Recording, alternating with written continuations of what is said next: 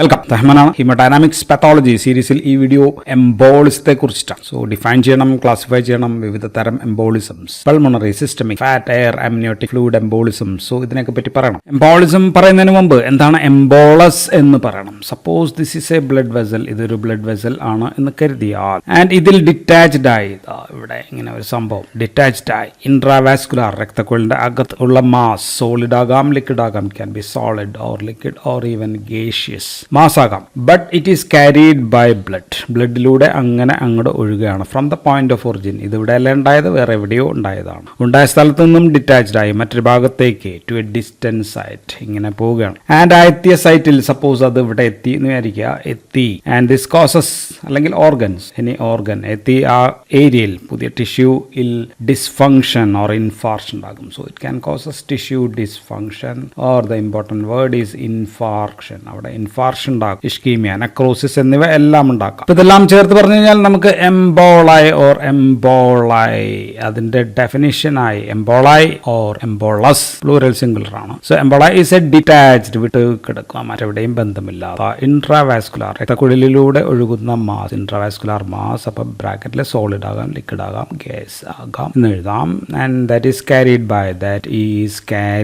By blood. എവിടെ നിന്നാണ്? From its point of origin. From its point of origin എങ്ങോട്ടേക്കാണ്? To a distant site, ദൂരത്തേക്ക്. Where it causes, അവിടെ എന്ത് സംഭവിക്കും? വേർ ഇറ്റ് കോസസ് ടിഷ്യൂ, അവിടെയുള്ള ടിഷ്യൂവിന് രണ്ട് കാര്യങ്ങൾ നടത്താം. ഒന്ന് ഡിസ്ഫങ്ഷൻ ഉണ്ടാക്കാം, അല്ലെങ്കിൽ more importantly it can cause infarction ഉണ്ടാക്കും. സോ ഇതാണ് എംബോളയുടെ ഡെഫിനിഷൻ. സോ നമുക്ക് പറയേണ്ടത് എംബോളിസം ആണ്. സോ എംബോളിസം എന്ന് പറഞ്ഞു കഴിഞ്ഞാൽ ഈ പ്രോസസ്സിനാണ്. This process by which an emboli ഇങ്ങനെ ബ്ലഡിലൂടെ മൂവ് ഇൻ ബ്ലഡ് വെസൽസിലൂടെ ഇങ്ങനെ മൂവ് ചെയ്ത് ഇങ്ങനെ പോകുന്ന ഈ പ്രക്രിയ. സോ ഇതിനെയാണ് നമ്മൾ എംബോളിസം എന്ന് പറയുന്നത്. സോ എംബോളൈ ഇങ്ങനെ മൂവ് ചെയ്യുന്ന പോകുന്ന പ്രോസസ് ആൻഡ് ഫോർമേഷൻ, അതിനെല്ലാം നമ്മൾ അതുമൂലമുണ്ടാകുന്ന പ്രശ്നങ്ങൾ, അതിനെയാണ് നമ്മൾ എംബോളിസം എന്ന് പറയാം. സോ ഇനി മറ്റൊരു ടേം ഉണ്ട്, കൺഫ്യൂഷൻ ഉണ്ടാക്കുന്ന ഒരു ടേമാണ്, അതാണ് എംബോളൈസേഷൻ എന്ന് പറഞ്ഞു കഴിഞ്ഞാൽ ഇതുമായിട്ട് ബന്ധമൊന്നുമില്ല. ഇതൊരു ചികിത്സാ പദ്ധതിയാണ്, ചികിത്സാ രീതിയാണ്, അതൊരു ഇന്റർവെൻഷണൽ തെറാപ്പി മൊഡാലിറ്റിയാണ്. നമ്മളിവിടെ ചെയ്യുന്നത് പ്രത്യേക എംബോളിക് ഏജൻസ്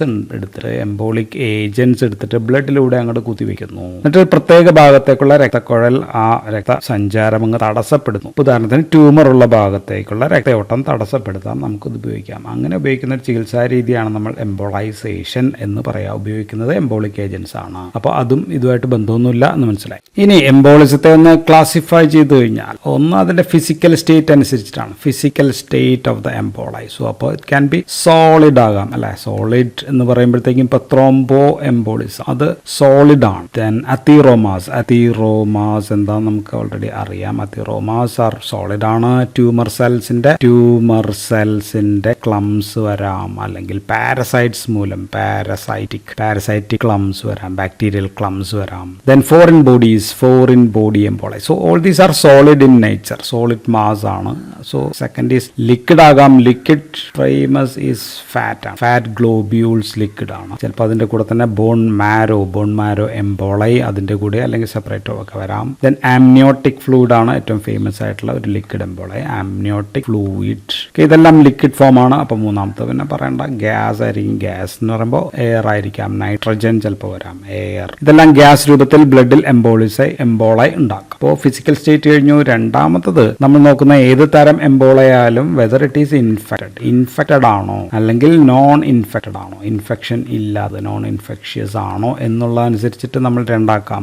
ഇൻഫെക്റ്റഡ് ആണെങ്കിൽ നമ്മൾ അതിനെ സെപ്റ്റിക് എംബോളൈ എന്ന് വിളിക്കും. നോൺ ഇൻഫെക്ഷൻ ആണെങ്കിൽ നമ്മൾ അതിനെ ബ്ലാൻഡ് എന്നാണ് വിളിക്കുക. സോ ഇതാണ് ഒരു ക്ലാസിഫിക്കേഷൻ. ഇനി മറ്റൊരു രീതി, സോഴ്സ് എവിടെ നിന്ന് ഉണ്ടാകുന്നു എന്നനുസരിച്ച് സോഴ്സ് ക്യാൻ ബി കാർഡിയാക്, ഹൃദയത്തിൽ നിന്ന് ഉണ്ടാകുന്നതായിരിക്കാം എംബോളൈ. രണ്ടാമത്തത് ബ്ലഡ് വെസലുകളായിട്ട് ബന്ധപ്പെട്ട് ആർട്ടീരിയൽ ആകാം, വീനസ് ആകാം, അല്ലെങ്കിൽ ഈവൻ ലിംഫാറ്റിക്, അവിടെ നിന്നൊക്കെ ഉണ്ടാകുന്നു. So depends on source. ഇനി മറ്റൊരു രീതി എംബോളയുടെ ഫ്ലോ വെച്ചിട്ടാണ്. ഫ്ലോ ഡയറക്ഷൻ വെച്ചിട്ട് പറയുകയാണെങ്കിൽ വൺ ഈസ് പാരാഡോക്സിക്കൽ എന്ന് പറഞ്ഞു കഴിഞ്ഞാൽ എന്താണെന്ന്, ഇപ്പോൾ വീനസ് സൈഡിൽ നിന്ന് ആർട്ടീരിയൽ ഫ്ലോയിലേക്ക് മാറിയ, ഉദാഹരണം വെയിനിലൂടെ, ഞാനിപ്പോൾ ഹൃദയം വരയ്ക്കാം, ഇത് ഹൃദയമാണ്, ആൻഡ് ഹൃദയത്തിന്റെ റൈറ്റ് ഏരിയമാണ് ഇത്. ഇവിടെ superior and inferior vena cava ഒന്ന് ചേരുന്നുണ്ട്, and superior and inferior vena cava cava വഴി ഒന്ന് റൈറ്റ് ഏട്രിയത്തിൽ എംബോള ഇവിടെ വന്ന് ചേരുന്നു. ദെൻ സാധാരണ രീതിയിൽ ഇങ്ങോട്ട് താഴത്തേക്ക് പോകണം, ദെൻ പൾമോണറി അങ്ങോട്ടേക്കാണ് പോകേണ്ടത്. പക്ഷേ ഇവിടെ സപ്പോസ് ഇവിടെ നമ്മുടെ പഴയ ഫൊറാമൻ ഓവയിൽ ഇപ്പോഴും പേറ്റന്റ് ആയിട്ടിരിക്കുകയാണെങ്കിൽ ഇവിടെ നിന്ന് ഇങ്ങോട്ടേക്ക് പോകാം, ലെഫ്റ്റ് ഏട്രിയത്തിലേക്ക് പോകാം, ലെഫ്റ്റ് ഏട്രിയത്തിൽ നിന്ന് താഴത്തേക്ക് പോകും, ദെൻ സിസ്റ്റമിക് ആകും. സോ ഇങ്ങനെ സംഭവിക്കുന്നതിനാണ് സിസ്റ്റമിക് സർക്കുലേഷനിൽ എത്തുന്നതിനാണ് നമ്മൾ പാരഡോക്സിക്കൽ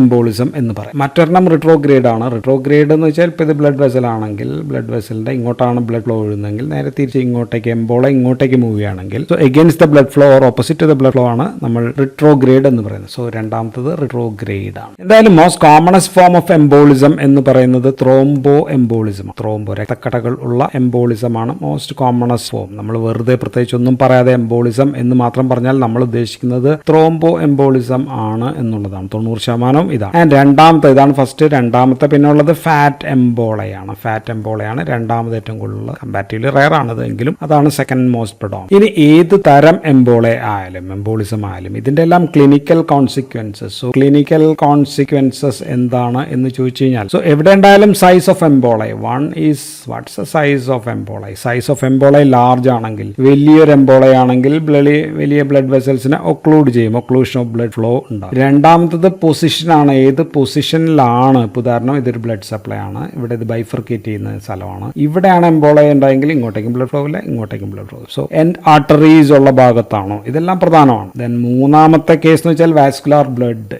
ഏത് വാസ്കുലാർ ബെഡിലാണ് പ്രശ്നമുള്ളത്, പൾമോണറി സർക്കുലേഷനിലാണോ അല്ലെങ്കിൽ സിസ്റ്റമിക് സർക്കുലേഷനിലാണോ. സോ അതനുസരിച്ച് റിസൾട്ട് മേ വേരി, വ്യത്യാസങ്ങൾ ഉണ്ടാകും. അടുത്ത പോയിന്റ് എഫക്ട് ചെയ്ത ഭാഗത്തേക്ക് കൊളാറ്ററൽ സപ്ലൈ ഉള്ളതാണോ ഇല്ലയോ. കൊളാറ്ററൽ സപ്ലൈ ഉള്ളതാണെങ്കിൽ ഉദാഹരണത്തിന് ലങ്സിലേക്കാണെങ്കിൽ കൊളാറ്ററൽ സപ്ലൈ ഉണ്ട്, ഹൃദയത്തിലേക്കാണെങ്കിൽ ഇല്ല. അപ്പോൾ എൻഡ് ആർട്ടറീസിലാണെങ്കിൽ അവിടെ വേറെ ബ്ലഡ് സപ്ലൈ ഇല്ല. Then also vulnerability of the particular organ. Vulnerability എന്ന് വെച്ചാൽ ആ ഓർഗനിലെ ബ്ലഡ് കിട്ടിയില്ലെങ്കിൽ എന്തൊക്കെ പ്രശ്നം ഉണ്ടാകും എന്നുള്ളതാണ്. സോ ഇതെല്ലാം ഡിപ്പെൻഡ് ചെയ്തിട്ടാണ് എംബോളിസം പ്രശ്നക്കാരനാണോ ഗുരുതര പ്രശ്നം ഉണ്ടാക്കുന്നതാണോ എന്നൊക്കെ നമുക്ക് പറയാൻ പറ്റും. സോ നമ്മൾ ഇനി പറയാ എംബോളിസംസ് ഏതൊക്കെയാണ്, ഏറ്റവും പ്രധാനപ്പെട്ട എംബോളിസംസ് ഏതൊക്കെയാണ്, അവ ഓരോന്നിനെ കുറിച്ചാണ് നമ്മൾ പറയുന്നത്. അപ്പോൾ നമ്മൾ ഏറ്റവും ആദ്യം പറയാം പൾമോണറി എംബോളിസം ആണ്. ദെൻ സിസ്റ്റമിക് ത്രോംബോ എംബോളിസത്തെ പറ്റി പറയും, ഫാറ്റ് എംബോളിസത്തെ പറ്റി പറയണം, എയർ എംബോളിസത്തെ പറ്റി പറയണം, ആംനിയോട്ടിക് ഫ്ലൂയിഡ് എംബോളിസം. സോ ഇത്രയാണ് നമുക്ക് പറയേണ്ടത്. ആൻഡ് എംബോളിസത്തിൽ ഏറ്റവും പ്രധാനം ഈ pulmonary embolism and also pulmonary thromboembolism. ഇതാണ് ഏറ്റവും പ്രധാനപ്പെട്ടത്. പൾമോണറി ത്രോംബോ എംബോളിസം ആണ് ഏറ്റവും പ്രധാനം, most common important cause of morbidity mortality ഒക്കെ പൾമോണറി ത്രോംബോ എംബോളിസം. സോ ഇവിടെ എംബോളൈ അതിന്റെ സോഴ്സ് എന്ന് പറയുന്നത് മിക്കവാറും DVT ആണ്. DVT എന്ന് വെച്ച് കഴിഞ്ഞാൽ ഡീപ് വെയിൻ ത്രോംബോസിസ് മൂലമാണ് ഇത് ഏറ്റവും പ്രധാനപ്പെട്ടത്. അല്ലെങ്കിൽ രണ്ടാമത് ഇൻഡ്വെല്ലിംഗ് കത്തീറ്റർ, അകത്ത് ഇൻഡ്വെല്ലിംഗ് കത്തീറ്റർ മൂലം. എവിടെയൊക്കെയാണ് സെൻട്രൽ വീനസ് അല്ലെങ്കിൽ വീനസ് ലൈനിലൊക്കെ കത്തീറ്റർ മൂലം ഉണ്ടാകാം. സോ മറ്റ് കാരണങ്ങൾ എന്ന് പറയുന്നത് ഉദാഹരണത്തിന് ഫാറ്റ് ഓർ എയർ മൂലം ഉണ്ടാകാം, അല്ലെങ്കിൽ ട്യൂമർ ഫ്രാഗ്മെന്റ്സ്, ഇതൊക്കെ മൂലവും പൾമോണറി എംബോളിസം ഉണ്ടാകാം. ആൻഡ് ഇതിന് ഏറ്റവും പ്രധാനപ്പെട്ട റിസ്ക് ഫാക്ടർ അല്ലെങ്കിൽ ഏറ്റവും കൂടുതൽ ബാധിക്കുക ആരെയാണെന്ന് ചോദിച്ചാൽ ബെഡ് റിഡൻ പേഷ്യൻസിനെയാണ്. ബെഡ് റിഡൻ പേഷ്യൻസിലാണ്, കിടന്ന കിടപ്പിലുള്ള പേഷ്യൻസിനെയാണ് ഈ പൾമോണറി എംബോളിസം ഏറ്റവും അധികം ബാധിക്കുക. ദെൻ ഹിപ്പ് ഫ്രാക്ചർ വന്ന ആൾക്കാരിൽ കിടന്ന കിടപ്പാണ്, ഇമ്മൊബിലൈസ്ഡ് ആണ്. സോ പ്രധാനപ്പെട്ട റിസ്ക് ഫാക്ടർ ആണ്. ദെൻ മറ്റൊരു റിസ്ക് ഫാക്ടർ എന്ന് പറയുന്നത് രക്തം അമിതമായി കട്ട പിടിക്കാനുള്ള പ്രവണത ഉള്ളവർ. അതിന് നമുക്ക് ഹൈപ്പർ കൊയാഗുലബിലിറ്റി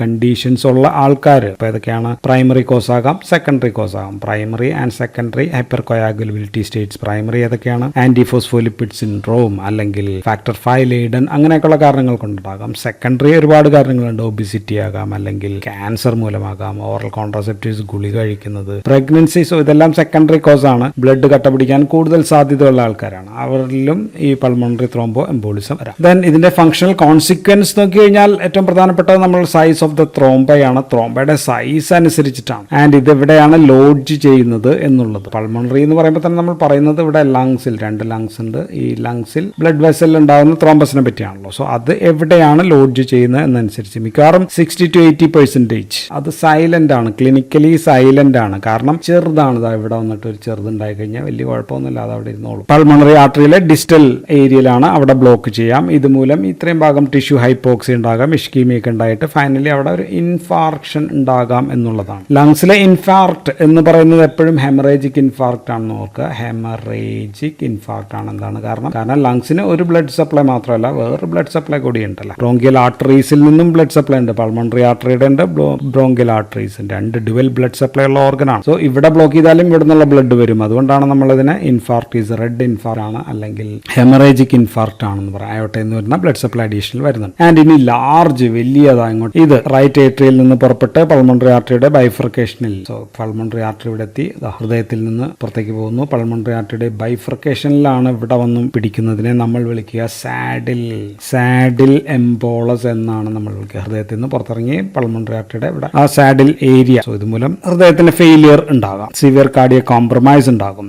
ദെൻ ഇനി ഇൻ ബിറ്റ്വീൻ മീഡിയം സൈസ്ഡ് എംബോളയാണെങ്കിൽ പൾമണറി ബ്രാഞ്ചസിലായിരിക്കും. സോ മീഡിയം സൈസ് ഒക്കെ ആണെങ്കിൽ പൾമണറിയുടെ ബ്രാഞ്ചസിലായിരിക്കും ബ്ലോക്ക് ഉണ്ടാകും. ചെറിയ എംബോളായി ലോവർ എംബോളായി ഞാൻ നേരത്തെ പറഞ്ഞ ലോവർ എംബോളയൊക്കെ ആണെങ്കിൽ ദെൻ അവിടെ മിക്കവാറും ഉണ്ടാകുന്ന ഒരു വെഡ്ജ് ഷേപ്ഡ് ഇൻഫാർക്റ്റ് ആയിരിക്കും. ഹെമറേജിക് ആണെന്ന് പ്രത്യേകം പറയേണ്ട കാര്യമില്ല. ദെൻ ഇത് പിന്നീട് അവിടെ ഒരു കൺട്രാക്റ്റഡ് സ്കാർ ആയിട്ട് മാറും.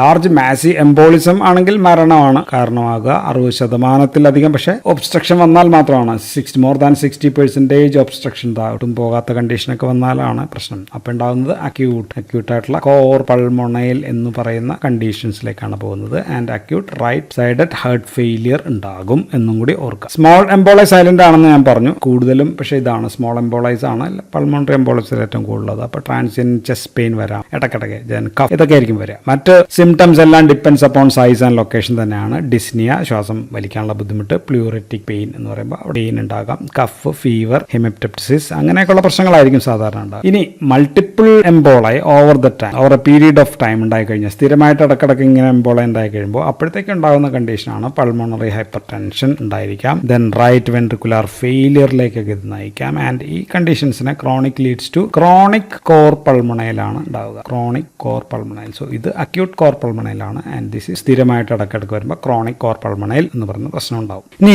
നെക്സ്റ്റ് ടൈപ്പ് ഓഫ് എംബോളിസം ഈ സിസ്റ്റമിക് ത്രോംബോ എംബോളിസം ആണ്, STE എന്ന് നമുക്ക് എഴുതാം. ആൻഡ് ഇത് ശരീരത്തിൽ മറ്റ് രക്തക്കുഴൽ എന്ന് പറയുമ്പോൾ നമ്മൾ നേരത്തെ പറഞ്ഞ പൾമോണറി അല്ലാത്ത മറ്റ് രക്തക്കുഴലിൽ ഉണ്ടാകുന്ന എംബോളിസം ആണ്. ആൻഡ് 80% ഈ എംബോളിസം ഒറിജിനേറ്റ് ചെയ്യുന്നത് ഹൃദയത്തിൽ നിന്നുള്ള ഇൻട്രാ കാർഡിയാക് മ്യൂറൽ ത്രോംബയിൽ നിന്നാണ് ഇത് ഉണ്ടാവുക മിക്കവാറും. And which is associated with left ventricular wall ഇൻഫാർക്ട്.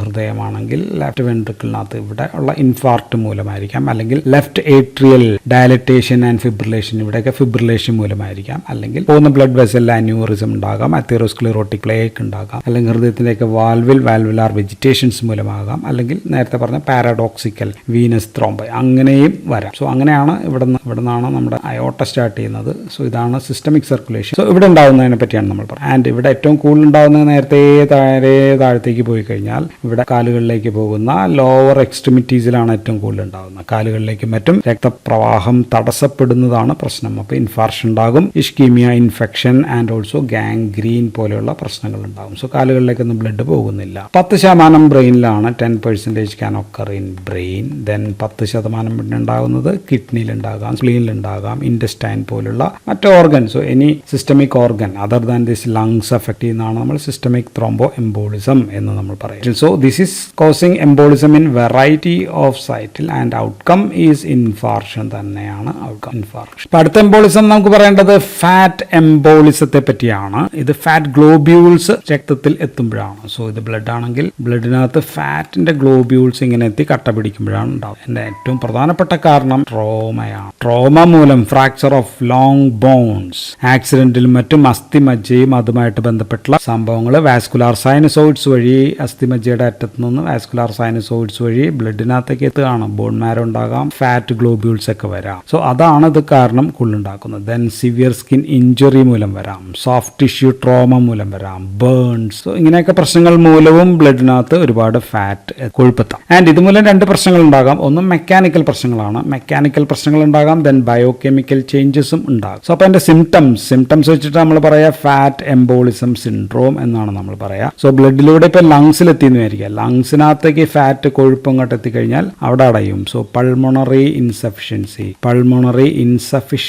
ഉണ്ടാകും. ബ്രെയിനിലെത്തിക്കഴിഞ്ഞാൽ ന്യൂറോളജിക്കൽ സിംറ്റംസ് ഒക്കെയാണ് ഉണ്ടാകും. ദെൻ ഫാറ്റ് എംബോളിസം മൂലം മറ്റൊരു പ്രശ്നം ഉണ്ടാകും. ആ പ്രശ്നത്തെ നമ്മൾ പറയാം ത്രോംബോസൈറ്റോപീനിയ. പീനിയ എന്ന് പറയുമ്പോൾ കുറവാണ്, ത്രോംബോസൈറ്റ്സ് എന്ന് പറയുമ്പോൾ പ്ലേറ്റ്ലെറ്റിലാണ് കുറവ്. ബ്ലഡിലെ പ്ലേറ്റ്ലെറ്റ്സ് ഫാറ്റ് ഗ്ലോബ്യൂൾസിൽ വന്ന് അഡ്ഹിയർ ചെയ്യും. സോ ഇതുമൂലം പ്ലേറ്റ്ലെറ്റ് അഗ്രിഗേഷൻ ഉണ്ടാകുന്നു. പ്ലേറ്റ്ലെറ്റ് ബ്ലഡിനകത്ത് കുറയുന്നു, പ്ലേറ്റിലുള്ള സ്ഥലത്ത് കട്ട പിടിച്ചിരിക്കുകയാണ്. ആണ്. സോ ഫാറ്റ് എംബോളിസം ഉള്ളവരിൽ അപ്പോൾ ത്രോംബോസൈറ്റോപീനിയ മൂലം ഡിഫ്യൂസ്ഡ് പെറ്റിഷ്യൽ റാഷസ് നമുക്ക് കാണാൻ പറ്റും. പെറ്റിഷ്യൽ റാഷസ് ഉണ്ടാകുന്ന സ്കിന്നിന് പുറത്ത് ബ്ലഡ് ഇങ്ങനെ കട്ട പിടിച്ച് കുഞ്ഞു കട്ട പിടിച്ച് കിടക്കുന്നത് പ്രശ്നം, റാഷസ് നമുക്ക് കാണാം. ബിക്കോസ് ത്രോംബോസൈറ്റ്സിന്റെ എണ്ണം കുറവാണ്. ഇതേപോലുള്ള ഒരു പ്രശ്നം ബ്ലഡിലുള്ളത് അനീമിയ ഉണ്ടാവാൻ കാരണം എന്തായിരിക്കും? RBC ഇതേപോലെ ഫാറ്റിൽ വന്ന് ഒട്ടിച്ചേരുന്നു. എറിത്രോസൈറ്റുകൾ അഗ്രിഗേറ്റ് ചെയ്യുന്ന ഫാറ്റിൽ ഉണ്ടാകുന്നത് മൂലം then red cells haemolysis. So anaemia ഉണ്ടാകുന്നു. ഹീമോലൈസിസ് മൂലമുള്ള അനീമിയം ഉണ്ടാകും. ബയോകെമിക്കൽ പ്രശ്നം എന്ന് പറയുന്നത് ഫാറ്റിൽ നിന്ന് ബ്ലഡിനേക്ക് ധാരാളമായിട്ട് ഫ്രീ ഫാറ്റി ആസിഡ്സ് കൂടുതലായിട്ട് ലിബറേറ്റ് ചെയ്യുന്നു, റിലീസ് ചെയ്യുന്നു എന്നുള്ളതാണ്. So increased free fatty acids in the blood it's directly toxic to the ഇവിടെയുള്ള സെല്ലുകൾക്ക് ടോക്സിക് ആണ്. സോ വേഗം എൻഡോത്തീലിയൽ സെൽസ് നശിക്കും, എൻഡോത്തീലിയൽ ഇഞ്ചുറി ഉണ്ടാകും, പ്ലേറ്റ്ലെറ്റ് അഗ്രിഗേഷൻ ഉണ്ടാകും, leucocyte recruitment, release of inflammatory mediators, അങ്ങനെയുള്ള ബയോകെമിക്കൽ പ്രശ്നങ്ങൾ ഒരുപാട് ഉണ്ടാകും. ഇനി അപകടത്തിലും മറ്റും പെടുന്നവർ തൽക്കാലം ചെറിയ അപകടമാണ്, കുഴപ്പമൊന്നുമില്ല, അസ്ഥി മാത്രമേ ഒടിഞ്ഞിട്ടുള്ളൂ എന്നൊക്കെ പറഞ്ഞായിരിക്കും ഇരിക്കുക. പക്ഷെ പെട്ടെന്നായിരിക്കും ആൾക്ക് പ്രശ്നങ്ങൾ ഉണ്ടാവുക. അതുണ്ടാവുന്ന 2-3 ദിവസത്തിന് ശേഷം പെട്ടെന്ന് മരിക്കാൻ ഇടയാക്കുന്നതിന് കാരണം ഈ ഫാറ്റ് എംബോളിസം മൂലം, ഫാറ്റ് എംബോളിസം സിൻഡ്രോം ആണ്. ബ്ലഡിൽ കയറിക്കൂടിയ ഫാറ്റ് എംബോളയാണ് പിന്നീട് പ്രശ്നക്കാരനാണ്. ആദ്യത്തെ 1-2-3 ദിവസം കുഴപ്പമുണ്ടാവില്ല, പെട്ടെന്നായിരിക്കും പിന്നീട് സഡൻ ഓൺസെറ്റ് എഫക്റ്റ് ആയിരിക്കും ഉണ്ടാകുക. സഡൻലി കാര്യങ്ങൾ വ്യത്യാസമാകും. റെസ്പിറേറ്ററി പ്രശ്നങ്ങൾ ഉണ്ടാകാം, ടാക്കിപ്നിയ, ഡിസ്നിയ, ടാക്കിക്കാർഡിയ, അങ്ങനെയൊക്കെയുള്ള പ്രശ്നങ്ങൾ, ന്യൂറോളജിക്കൽ പ്രശ്നങ്ങൾ, ഡിസിനസ്, കോമ, അങ്ങനെയൊക്കെ തുടങ്ങി ഫാറ്റ് എംബോളിസം മൂലം മരണം ഉണ്ടാകുന്നത് പെട്ടെന്ന് because of this fat embolism മൂലമാണ്. ഇനി അടുത്ത എംബോളിസം എന്ന് പറയുന്നത് എയർ ആണ്. എയർ ഓർ ഗ്യാസ് എംബോളിസത്തെ പറ്റിയാണ് നമ്മൾ പറയാം. പ്രധാനമായിട്ട് സർജിക്കൽ പ്രൊസീജിയേഴ്സ് ആയിട്ട് ബന്ധപ്പെട്ടിട്ടുള്ള, ഇപ്പോൾ ഉദാഹരണം എൻഡോവാസ്കുലാർ സർജറി അല്ലെങ്കിൽ ഇൻട്രാവാസ്കുലാർ സർജറീസ് ഒക്കെ ചെയ്യും. മെക്കാനിക്കൽ വെന്റിലേഷനിൽ കിടക്കുന്ന ആൾക്കാർ, ഒബ്സ്ട്രക്റ്റീവോ ലാപ്രോസ്കോപ്പിക് സർജറീസ്. ഒബ്സ്ട്രക്റ്റീവ് എന്ന് പറയുമ്പോൾ സിസേറിയൻ സെക്ഷൻ, അബോർഷൻ ആയിരിക്കാം. അപ്പോൾ entrance of air through uterine venous sinuses വഴി അകത്തേക്ക് കയറാം. Operation of head and neck, major jugular വെയിനിലൂടെ കയറാം. സോ എങ്ങനെയായാലും ബ്ലഡിനകത്തേക്ക് എയർ കയറുകയാണ്. 100 ml മുകളിൽ വരുന്നത് ഫാറ്റിലാവും. Then chest wall injury, trauma, അതൊക്കെ എയർ എംബോളിസം ഉണ്ടാക്കാവുന്ന കാര്യങ്ങളാണ്. So more air into the blood വെസലിനകത്തേക്ക് എയർ 100 ml/s എന്നൊക്കെ പറഞ്ഞു കഴിഞ്ഞാൽ ഭയങ്കര പ്രശ്നം. 300-500 ml ഒക്കെ ബ്ലഡിനകത്ത് കയറിയ മരണം ഉണ്ടാകും. സോ ഇവിടെയും അപ്പോൾ ഉണ്ടാകാവുന്നത് എങ്ങോട്ടേക്കാണ് ബ്ലഡ് പോകുന്നതനുസരിച്ചിരിക്കും. ലങ്സിനകത്തൊക്കെയാണെങ്കിൽ പൾമണറി പ്രശ്നമായിരിക്കും. അങ്ങനെയുള്ള ആൽവിയോളാർ ഇഞ്ചുറി ലങ്സിനകത്ത് ഉണ്ടാക്കാം. CNS-ലാണെങ്കിൽ ന്യൂറോളജിക്കൽ പ്രശ്നങ്ങൾ ഉണ്ടാക്കാം. ദെൻ എയർ എംബോളിസം മൂലം മറ്റൊരു പ്രശ്നം ഉള്ളത് ഡീകംപ്രഷൻ സിക്നസ് ആണ്. ഡീകംപ്രഷൻ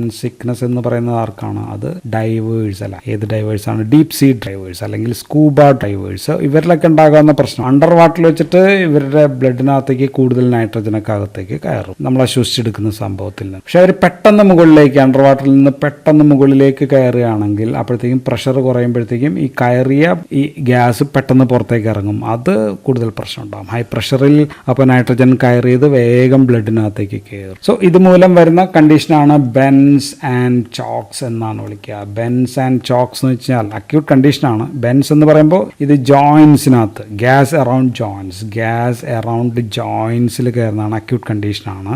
എഡീമ, അങ്ങനെയൊക്കെയുള്ള പ്രശ്നങ്ങളാണ്, പെയിൻഫുൾ കണ്ടീഷനാണ്. ദെൻ ഗ്രീസിയം ബെൻസ് എന്നാണ് അത് കണ്ടുപിടിച്ച ആ പുള്ളിയുടെ പേരൊക്കെ വെച്ചിട്ടാണ്. Then chokes means lining of vasculature of lung. ലങ്സിന്റെ വാസ്കുലേച്ചറിനകത്ത് എയർ കയറുന്നതാണ്. അപ്പോൾ ഫോക്കൽ അറ്റ്ലക്ടാസിസ് പോലെയുള്ള പ്രശ്നങ്ങൾ, എംഫസീമ പോലെയുള്ള പ്രശ്നങ്ങൾ, റെസ്പിറേറ്ററി ഡിസ്ട്രസ് പോലെയുള്ള പ്രശ്നങ്ങളൊക്കെ. So 2 things can happen. Benz and chokes ആണ്. സോ ദിസ് അക്യൂട്ട് പ്രശ്നമാണ്. ആൻഡ് അപ്പോൾ ഇതിന്റെ പ്രതിവിധി എന്ന് വെച്ചാൽ ഹൈ പ്രഷറിൽ ഉള്ള ആൾ മെയിൻറ്റെയിൻ ചെയ്യുക എന്നുള്ളതാണ്. പതിയെ ലോ പ്രഷറിലേക്ക് വരുമ്പോൾ ഒറ്റയടിക്ക് ബ്ലഡിനകത്തേക്ക് എയറുകൾ കയറാതെ ഇരിക്കും. ആൻഡ് ഇതിന്റെ ഒരു ക്രോണിക് ഫോം ഉണ്ട്. ക്രോണിക് ഫോം എന്ന് പറയുന്നത് കേസൺ ഡിസീസ് ആണ്. കേസൺ ഡിസീസ് എന്ന് പറയുന്നത് persistent air embolism in skeletal സിസ്റ്റത്തിനകത്ത് മൾട്ടിപ്പിൾ ഇഷ്കീമിക് നെക്രോസിസ് ആയിട്ടുള്ള ഏരിയകൾ ഉണ്ടാകാം. ദെൻ പ്രത്യേകിച്ച് എപ്പോഴും ഈ എല്ലുകളുടെയൊക്കെ ഹെഡിനകത്ത്, head of the femur, humerus, sternum, tibia, അവിടെയൊക്കെ ഉണ്ടാകുന്ന പ്രശ്നം മൂലം ഉണ്ടാകുന്നതാണ് കേസൺസ് ഡിസീസ് എന്ന് പറയുന്നത്. ഡ്രൈവേഴ്സ് പാൽസിന്നോ എയർ എംബോളിസംന്നോ എന്നൊക്കെ നമുക്ക് പറയാം. This about air embolism.